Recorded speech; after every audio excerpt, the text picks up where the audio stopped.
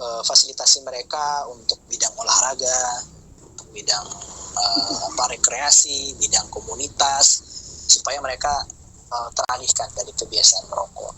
Jadi melakukan pengembangan. Atau dalam hal yang lain, misalkan di sekolah ternyata kita punya banyak siswa yang berbakat dalam bidang olahraga, sepak bola. Nah, dalam rangka mengembangkan bakat mereka, maka kita sebagai guru konselor merekomendasikan pada kepala sekolah supaya mereka dibuatkan menjadi komunitas ekstrakurikuler untuk sepak bola. Nah, ini bagian dari pengembangan. Jadi tujuan BKI itu tidak cuma untuk mengobati, tidak cuma untuk memulihkan seseorang, tapi juga mencegah dan juga mengembangkan. Jadi kalau sisi preventif itu sisi mencegah yang negatif datang, kalau kuratif itu mengobati yang negatif, kalau yang pengembangan itu mengembangkan yang positif. Jadi positif apa saja yang ada di sekolah itu dikembangkan. Ada yang pintar kori, nah dia dikembangkan supaya dia tersalurkan bakat dan minatnya. Jadi jangan sampai siswa tidak menemukan dukungan terhadap bakat dan minatnya, karena bahaya. Siswa yang sudah punya bakat dan minat kemudian tidak terfasilitasi, ya akan tidak tahu menggunakan bakatnya. Ada yang berbakat dalam musik, terus difasilitasi supaya dia menemukan jalan untuk mengembangkan karirnya. Kemudian yang kelima, komponen dari BKI adalah pendekatan teori dan teknik. Ini ada beberapa istilah teori-teori yang ada psikodinamika, ada humanistik eksistensial, ada kognitif behavioral, ada keagamaan dan spiritual. Nah, singkatnya itu, pendekatan psikodinamika adalah pendekatan yang kita melihat pada perubahan-perubahan kognitif, ya, perubahan-perubahan psikologis, perubahan-perubahan kognitif yang ada pada seseorang, namanya psikodinamika. Ya, asal katanya dari psiko artinya jiwa, dinamik ya, atau dinamika itu artinya adalah fluktuasi atau perubahan. Jadi ada dinamika di dalam proses psikologis seseorang. Jadi menggunakan teori psikodinamika berarti kita melihat masalah seseorang itu sebagai bagian dari pergulatan psikisnya dia. Nanti ada penjelasan lebih rinci lagi. Kemudian teori humanistik eksistensial. Nah, teori humanistik eksistensial ini biasanya melihat sumber masalah dari seseorang itu berasal dari proses dia menempatkan diri dalam dunia yang nyata. Ya, humanistik itu artinya manusia. Ya, ada aspek manusia, kemanusiaan ya. Kemudian eksistensial artinya keberadaan. Bahwa problem-problem yang dialami oleh seseorang biasanya berasal dari perasaan terisolasi atau perasaan dialienasi.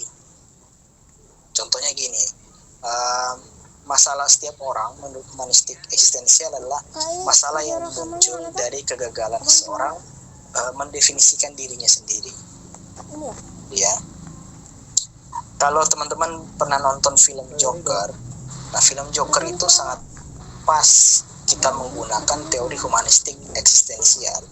Bagaimana seseorang yang pada awalnya adalah orang baik, kemudian karena gagal mendefinisikan dirinya dan juga gagal menemukan eksistensi diri, akhirnya berubah menjadi seorang pembunuh brutal ya, di film Joker yang sangat meraih penghargaan Oscar, film yang sangat bagus. Nah, ini kita bisa melihat sebagai problem eksistensial.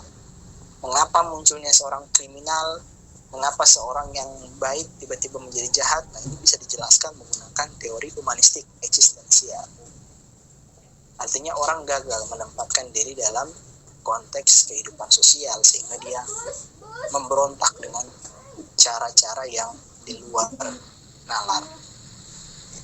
Berikutnya adalah teori kognitif behavioral. Teori kognitif behavioral ini adalah pemahaman bahwa perilaku dan kondisi mental kita itu saling berhubungan. Ya, jadi kita dalam teori kognitif behavioral kita akan mencari tahu tentang sudut pandang seseorang yang mengakibatkan dia berperilaku tertentu. Saya contohkan begini ya, ada dua orang yang kita tanya, menurut kamu pergi kerja menggunakan sepeda itu menyenangkan atau tidak? Yang satu mengatakan itu menyenangkan, yang satu mengatakan itu tidak menyenangkan. Nah, ada dua persepsi yang berbeda. Yang satu mengatakan sangat menyenangkan bersepeda pergi kerja menggunakan sepeda walaupun jauh, tapi saya senang. Yang satu mengatakan walaupun pendek jaraknya, saya tetap akan menggunakan kendaraan bermotor ketimbang pakai sepeda, karena pakai sepeda melelahkan. Nah, mengapa muncul kesadaran yang berbeda pada dua orang? Itu ada hubungan dengan pengalaman-pengalaman perilaku sebelumnya. Yang satu yang menjawab menyenangkan karena dia memang sejak dulu sudah terbiasa menggunakan sepeda, sehingga dia merasakan pengalaman bahwa bersepeda sangat menyenangkan, dan ini mempengaruhi kesadaran dia terhadap sepeda. Nah, sedangkan yang satu karena tidak terbiasa menggunakan sepeda, maka persepsi dia terhadap sepeda menjadi negatif. Nah, inilah yang disebut dengan kognitif behavioral. Kognitif itu sendiri kaitannya adalah dengan kesadaran seseorang. Behavioral itu adalah perilaku. Jadi bagaimana kita memahami kesadaran dan perilaku seseorang melalui teori kognitif behavioral. Teori-teori ini akan saya jelaskan ya. Akan saya jelaskan satu-satu nanti ya. Kemudian berikutnya adalah teori-teori yang ada hubungan dengan keagamaan dan spiritualisme ya, teori spiritual. Intinya adalah bahwa kondisi psikologis seorang itu juga ada hubungan dengan masalah-masalah dalam keagamaan dan spiritual ya. Orang yang punya kepribadian tenang, punya kepribadian bijak, pada umumnya adalah orang yang sangat spiritualis ya, orang yang percaya ada sesuatu yang melihat tingkah laku dia, sehingga dia dengan berbagai macam cara berusaha untuk mengontrol setiap perilaku yang dia lakukan, karena dia punya perspektif bahwa dia sedang diawasi oleh sesuatu yang ada di luar kehendaknya sendiri. Nah, itu namanya ada perspektif keagamaan dan spiritual. Atau kita memahami seseorang itu melalui aspek spiritual yang tengah dia jalani, aspek agama yang dia yakini. Misalkan kita tanya ke dia, kenapa kamu kalau beribadah itu seperti menikmati sekali ya, sholat saja sampai menangis, berdoa sambil menangis ya. Nah, ini bisa dijelaskan melalui teori keagamaan dan spiritual.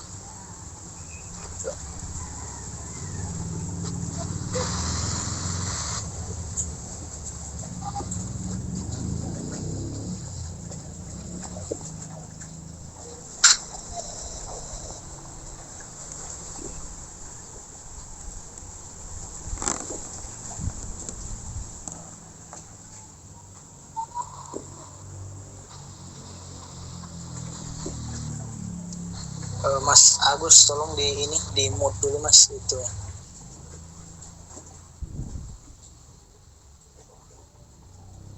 Ya. Itu ya.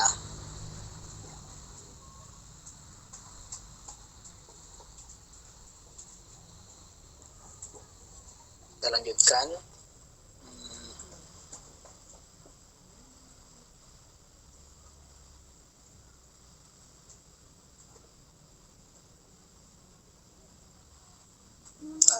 Fungsi dan tujuan bimbingan dan konseling Islam setidak-tidaknya ada 3 ya. Ini fungsi spesifiknya.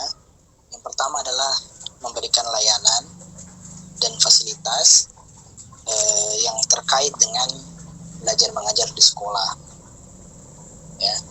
bisa juga, karena konseling ini kan biasanya kita kenal sebagai program yang ada di sekolah, tapi di banyak lembaga sosial lain pun juga menggunakan konseling. Misalkan ada lembaga untuk penanganan kasus kekerasan terhadap perempuan dan anak, ya itu biasanya menggunakan konselor ya. Ada KPAI, ada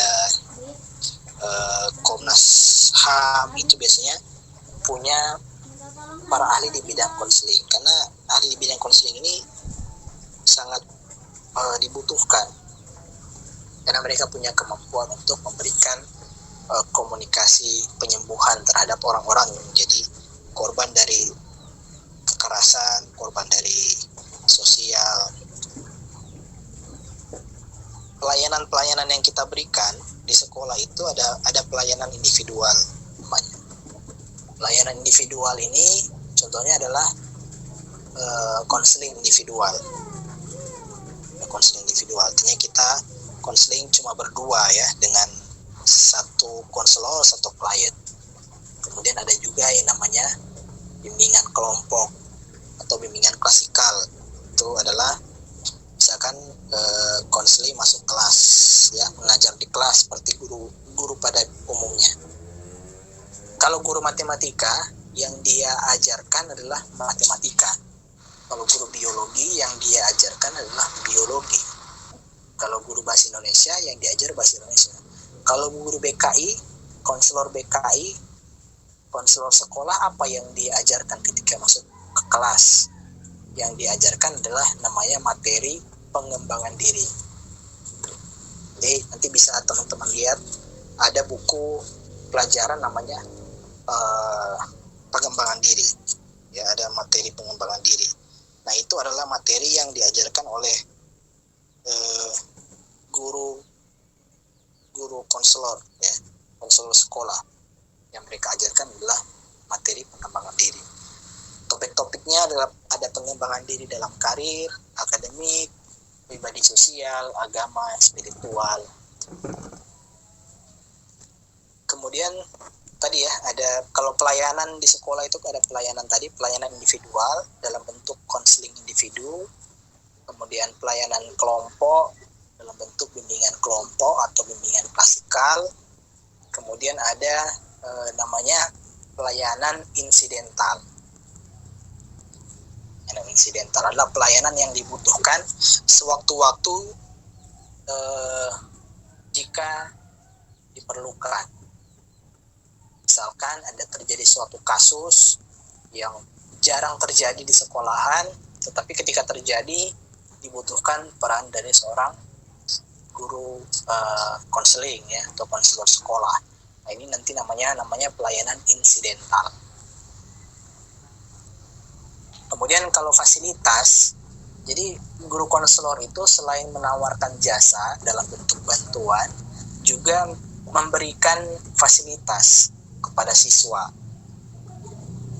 Misalkan kita membuat layanan pengaduan pembelajaran. Jadi siswa bisa memberikan keluhan atau curhat ya mengenai hambatan-hambatan dalam belajar mengajar di sekolah melalui sistem yang kita buat. Jadi di beberapa sekolah para konselor ini membuat semacam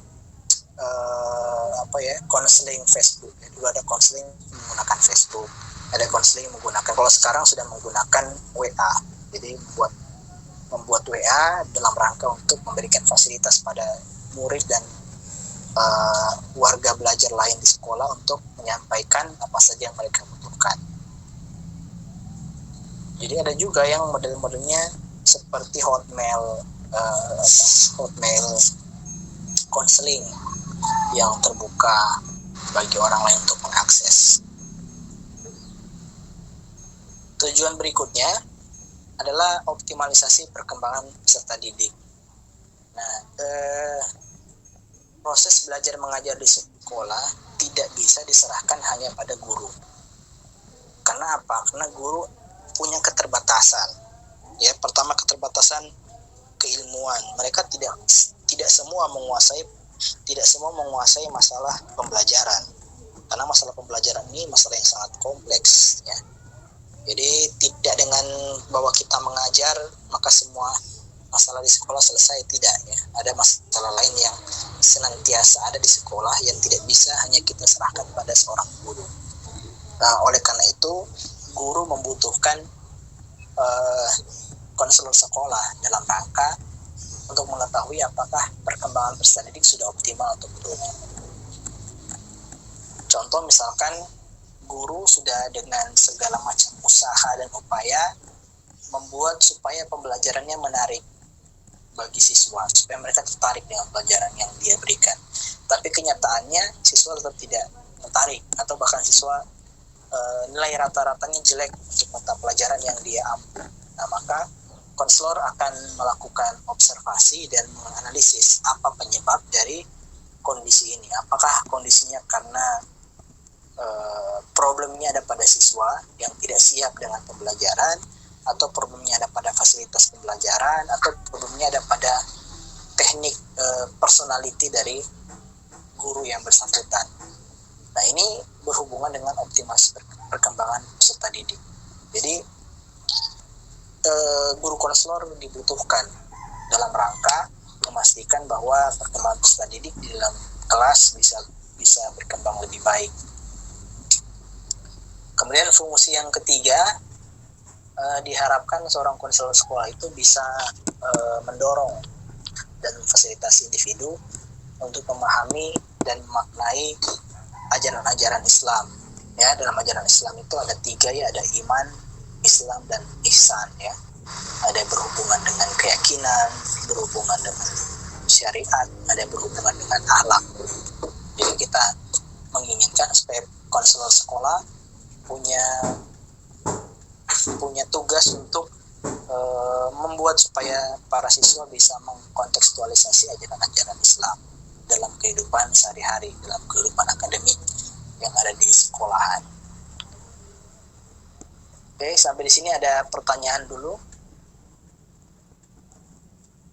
Silahkan kalau ada pertanyaan.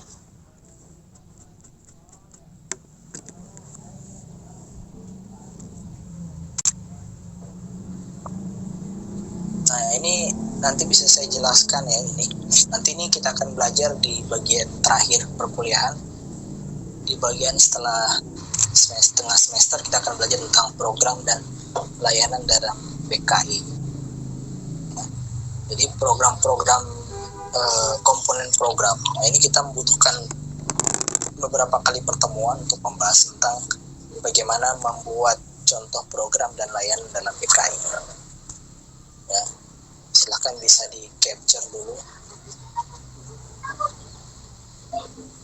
Ini ada program pelayanan dasar, pelayanan responsif, perencanaan individual, dan dukungan sistem. Ya, nanti akan saya jelaskan.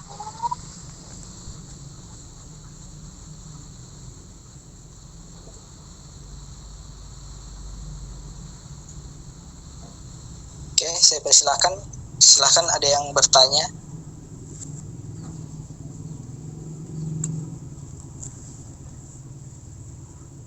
Bisa melalui kolom komentar atau bertanya secara langsung. Meraih penghargaan Oscar, film yang sangat bagus. Nah, ini kita bisa lihat sebagai problem eksistensial. Mengapa munculnya seorang kriminal? Mengapa seorang yang baik tiba-tiba menjadi jahat? Bisa dijelaskan dengan teori humanistik eksistensial. Artinya orang gagal menempatkan diri dalam konteks kehidupan sosial sehingga dia memberontak dengan cara. Silakan kalau ada pertanyaan. Berikutnya adalah teori kognitif. Assalamualaikum, Mbak. Waalaikumsalam. Ya, Mas. Ya, Mbak, silakan. Izin bertanya, apa ada perbedaan mendasar antara PKI sama PKI biasa? Di situ, Pak. Terima kasih. Ya. Oke, apakah ada perbedaan? Kemudian pertanyaan dari Ria Hanana. Jika tertarik menjadi guru konseling, apakah bisa? Dan apakah ada semacam sertifikasi atau persyarat lain, ya? pertanyaan dari Aldi juga sama. Jadi perbedaan antara konseling Islam dan konseling umum. Nah, ini kita lihat ya.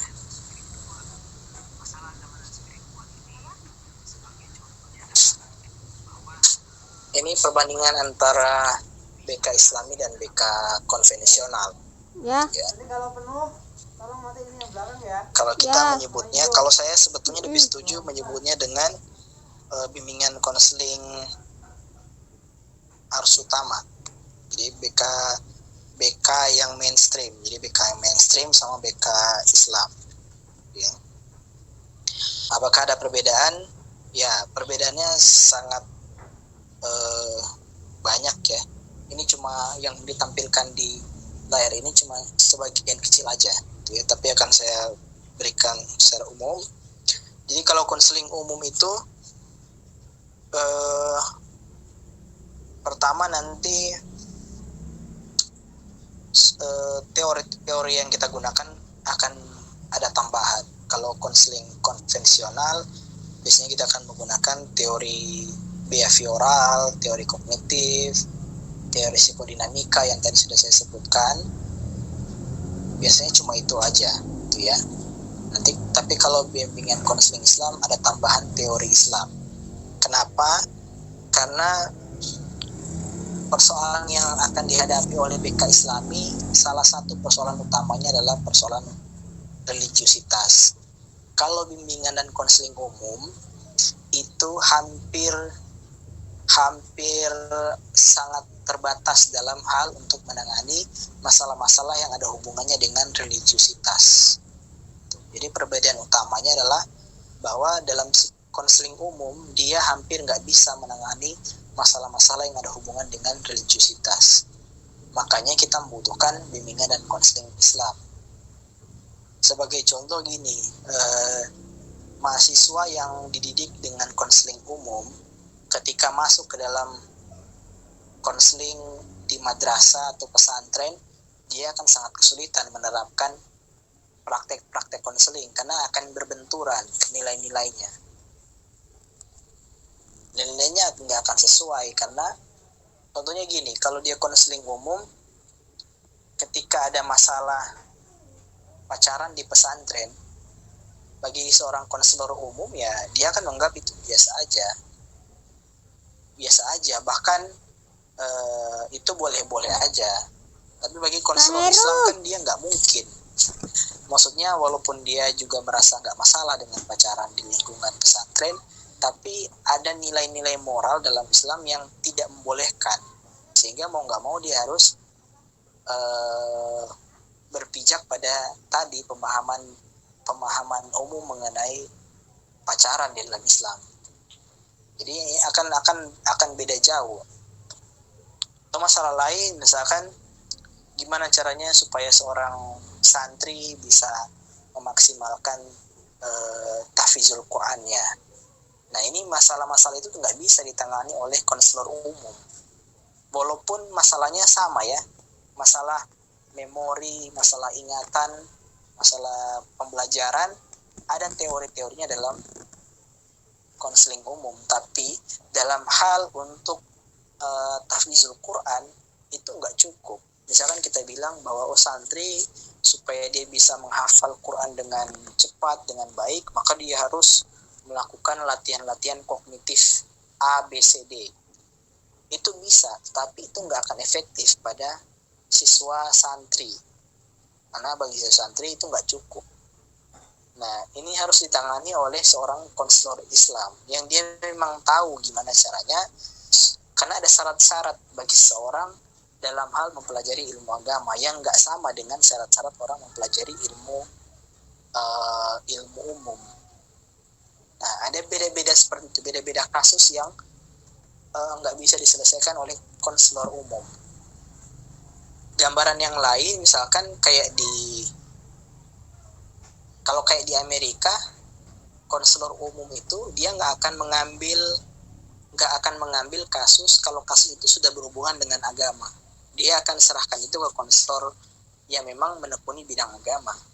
Misalkan ya, kalau ada seorang konselor yang dia punya klien, di mana kliennya ini adalah seorang perempuan Muslim, tetapi dia akan menikah dengan seorang pria yang beragama Yahudi, dan dia punya masalah bahwa keluarganya dia tidak akan menerima calon suami ini karena calon suami ini agamanya Yahudi.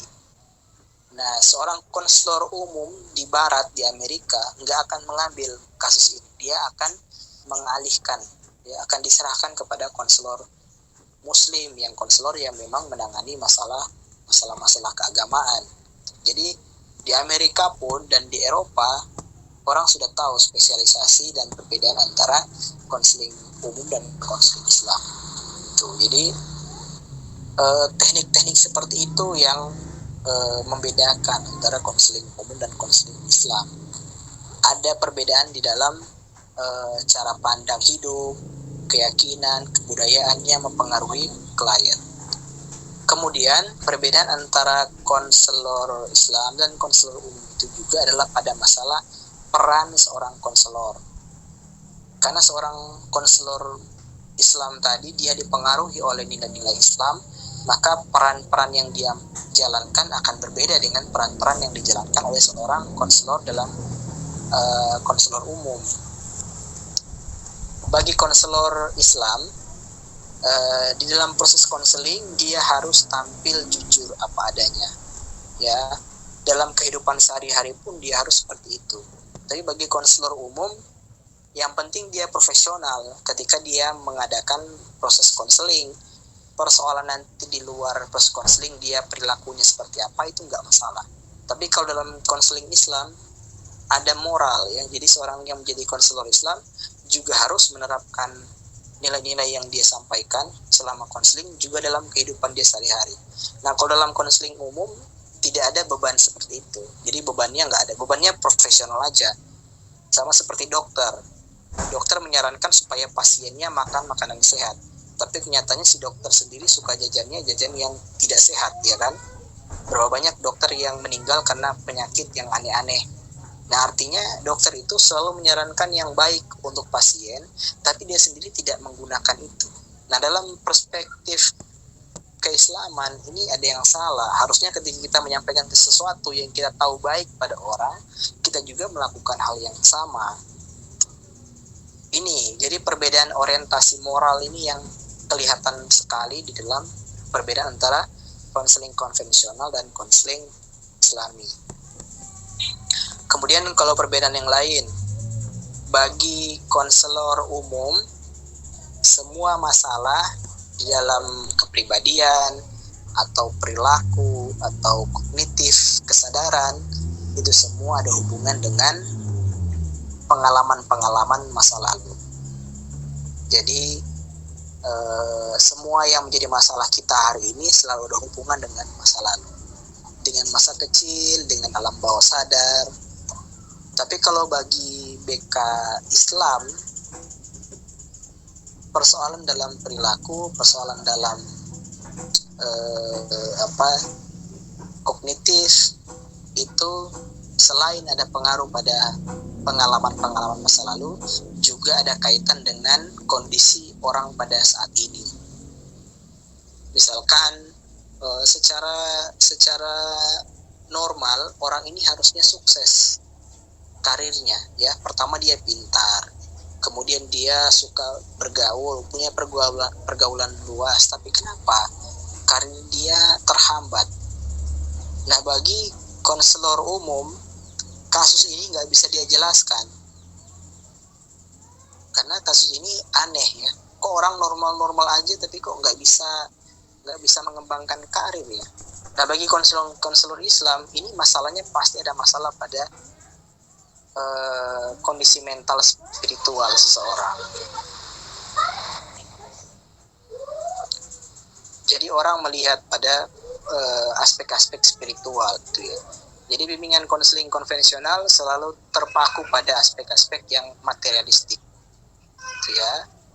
Sedangkan kalau BK Islami dia terfokus pada pandangan-pandangan holistik atau yang keseluruhan. Jadi yang dia lihat itu keseluruhan. Manusia itu bukan cuma fisik, tapi juga adalah spiritual. Itu jadi beda yang bisa kita lihat ya.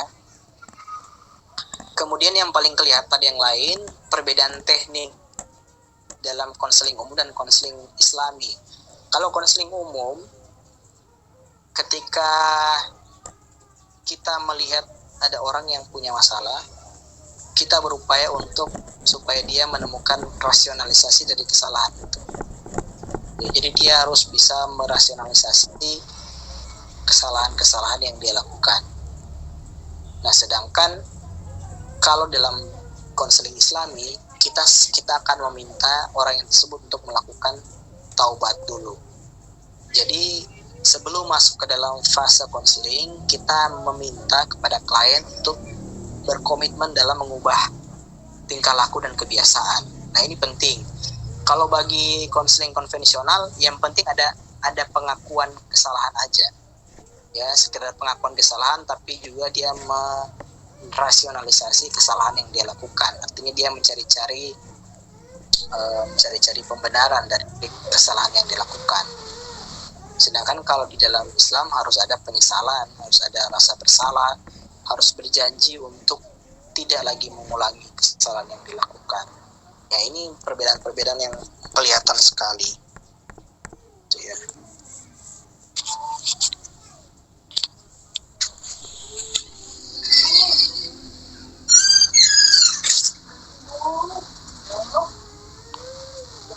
Jadi di dalam konseling Islami ada namanya terapi taubat. Terapi taubat supaya orang membersihkan dulu perilakunya sebelum dia masuk ke dalam tahap konseling berikutnya. Nah, itu jadi kira-kira gambaran perbedaan konseling Islami dan konvensional seperti itu. Jadi perbedaannya cukup besar, cukup banyak ya. Jadi memang konseling umum ini saat ini dipertanyakan relevansinya karena saat ini semua orang di seluruh dunia sedang mengalami masalah yang lebih rumit daripada di masa lampau. Jadi sekarang orang masalahnya sekarang sudah sangat kompleks ya. Masalah sosial itu paling besar dampaknya. Jadi oleh karena itu di agama Katolik pun ada namanya konseling pastoral. Karena ternyata seorang konselor, seorang psikolog umum tidak bisa membantu proses penyembuhan seseorang. Ya. Kita lihat ada banyak sekali orang yang selama trauma, mengikuti sesi psikoterapi, mengikuti sesi psikologi dengan psikolog dan psikoterapis di rumah sakit. Tapi kita lihat selama 14 pertemuan mereka nyaris nggak ada perubahan. Akhirnya yang mereka lakukan apa? Mereka lakukan adalah menemui kiai, menemui pastor, menemui seorang penghayat spiritual untuk menemukan nilai-nilai hidup. Nah, kalian tahu kan, kayak orang seperti Deddy Corbuzier itu melakukan perjalanan psikologis sedemikian banyak gitu, tapi ujung-ujungnya ketika dia menemukan titik balik dalam hidupnya justru ketika dia bertemu dengan ustadz, bertemu dengan orang-orang beragama lah, orang spiritualis. Atau kalian lihat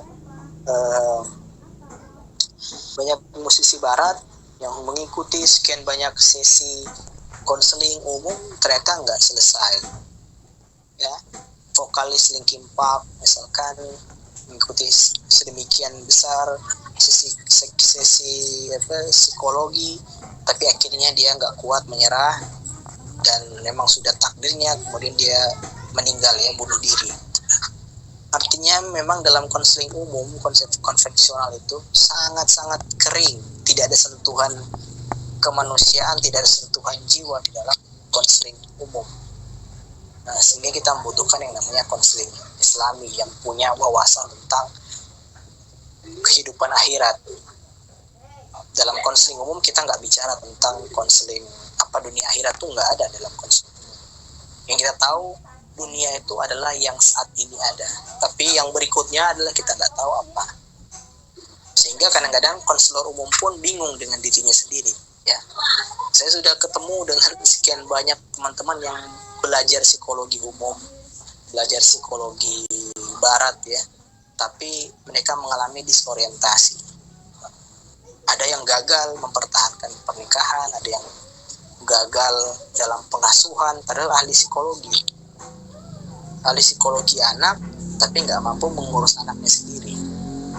Ini jadi karena problem itu dalam pembelajaran konseling atau psikologi konvensional tidak ada yang namanya transfer of value, transfer nilai, tidak ada. Yang ada hanyalah transfer of knowledge, cuma ilmunya aja yang dia dapat, tapi nilai-nilai yang terkandung di dalam ilmu pengetahuan itu sendiri tidak diserap. Sehingga ketika mereka menemui masalah dalam hidupnya sendiri, justru malah mereka nggak bisa menyelesaikan. Ibaratnya mereka menjadi seseorang yang pintar sekali menjelaskan bagaimana cara naik sepeda, tapi nggak bisa naik sepeda. Atau naik sepeda masih nabrak-nabrak. Masih lebih bagus orang yang belajar otodidak naik sepeda, tapi dia menjaga keseimbangan. Jadi kita membutuhkan sebuah ilmu pengetahuan yang mengajarkan tentang keseimbangan hidup. Ini penting. Ibarat kita menaiki sepeda, kita butuh keseimbangan supaya kita tetap bisa stabil dalam berjalan, ya. Mau naik naik tanjakan, turunan, atau jalan berbatu, jalan terjal, kita bisa tetap stabil. Jadi membutuhkan ilmu yang mengajarkan tentang keseimbangan hidup. Nah, holistic outlook. Jadi bukan ilmu yang hanya mengajarkan tentang permukaan, ya, materialistik. Jadi mengajarkan tentang sesuatu yang lebih luas.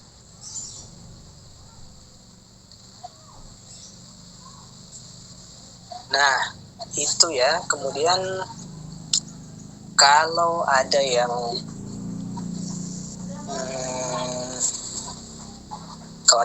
kalau belajar PAI bisa menjadi guru konseling, bisa ya. Yang tidak mungkin kalian jadi adalah konselor. Kalau jadi guru konseling, maksudnya guru yang diberikan tugas untuk membuat program konseling di sekolah, itu bisa. Karena misalkan kalian kan ada belajar psikologi perkembangan, ada pembelajaran psikologi Islam, ada belajar psikologi pendidikan, ada belajar konseling Islam. Setidak-tidaknya nanti dari sekian mata kuliah ini itu menjadi bekal dalam menjadi guru konseling, itu bisa.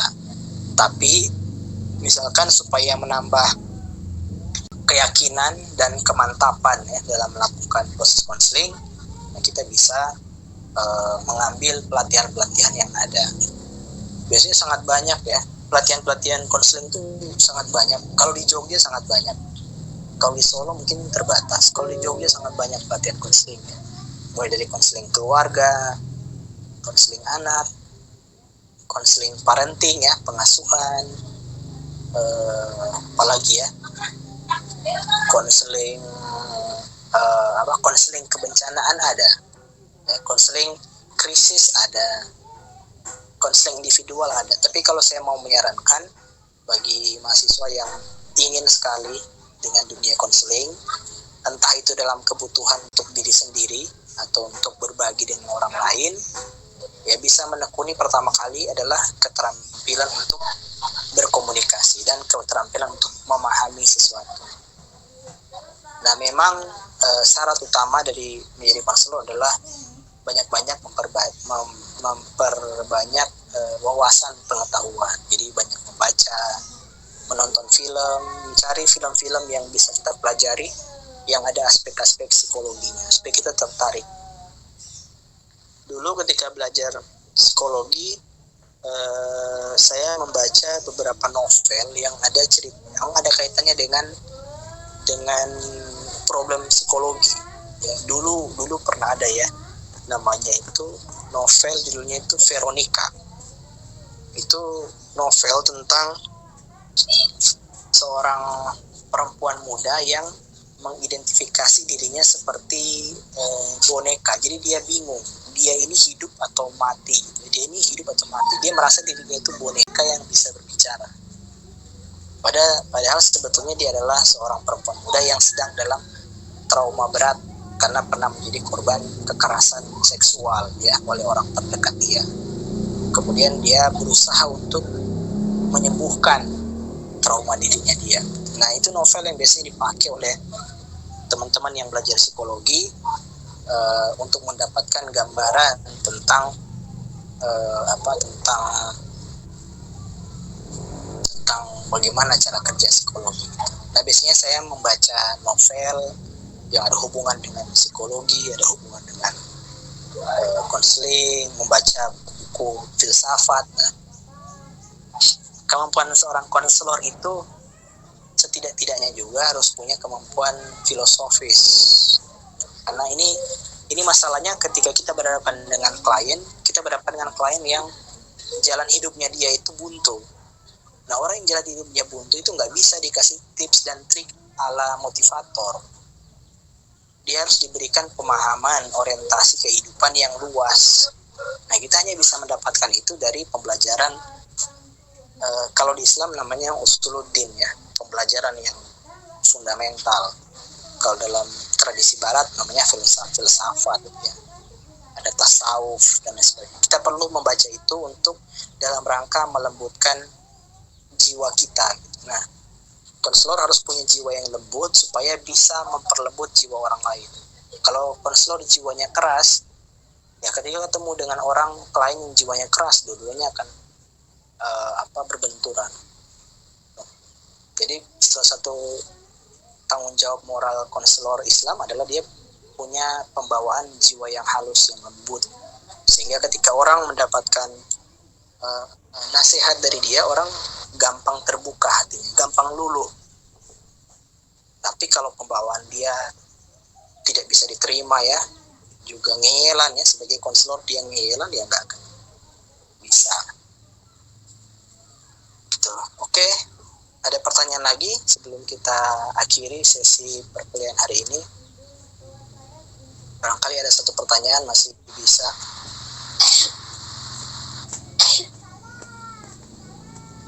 Oh, ada ya. S2 konseling psikologi yang linearnya PAI ada banyak. Justru malah kalau misalkan teman-teman PAI mau kuliah S2 bisa juga mengambil psikologi Islam atau psikologi pendidikan Islam atau konseling Islam ada. Ya, di UIN Jogja itu setahu saya satu-satunya jurusan bimbingan dan konseling Islam.